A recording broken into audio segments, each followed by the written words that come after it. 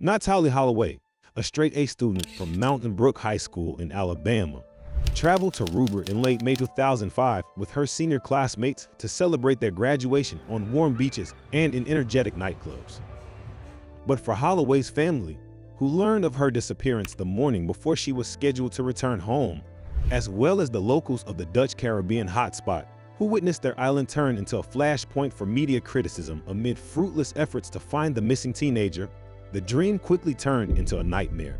In this video, we cover the entire Natalee Holloway case, including the pivotal suspect shifting accounts, speculative explanations for what might have happened that night, and Natalee's family's ongoing quest for justice. Disappearance. After failing to show up at the airport for her flight to return from Aruba on May 30th, 2005, Natalee Holloway was reported missing. She still had her passport and packed bags in her hotel room.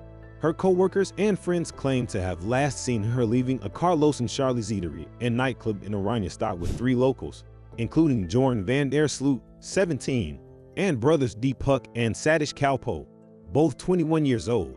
When the 3 men were questioned, they claimed that they had dropped Natalee off at her hotel. This forced police to release the men without further proof. But despite their subsequent shifting accounts and other eyewitness accounts, the men were each detained more than once during the course of the investigation. Van der Sloot remained the prime suspect. Natalee Holloway was the subject of an intense search. The Aruban government offered thousands of Aruban state servants the day off to assist in the initial days of the search. 3 Dutch F-16s were specifically equipped with infrared imaging gear to scan the ground for recently dug graves, and 50 Dutch Marines were also sent to the island to search the shorelines for Natalee. Natalee's body was never found despite their best attempts, and the inquiry costing over $3 million, more than 40% of the Aruban police operational budget.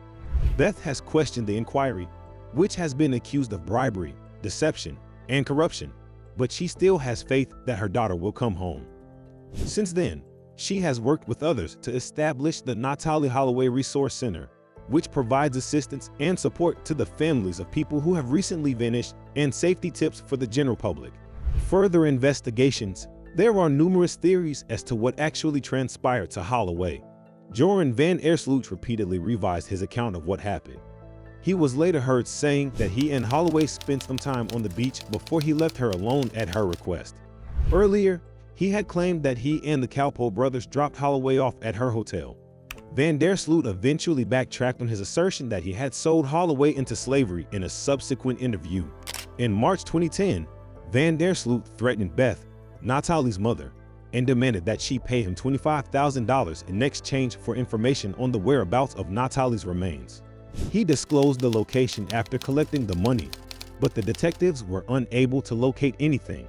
The following day, May 30th, 2010, Lee was detained in Peru for the murder of Stephanie Flores, who was discovered murdered in his hotel room.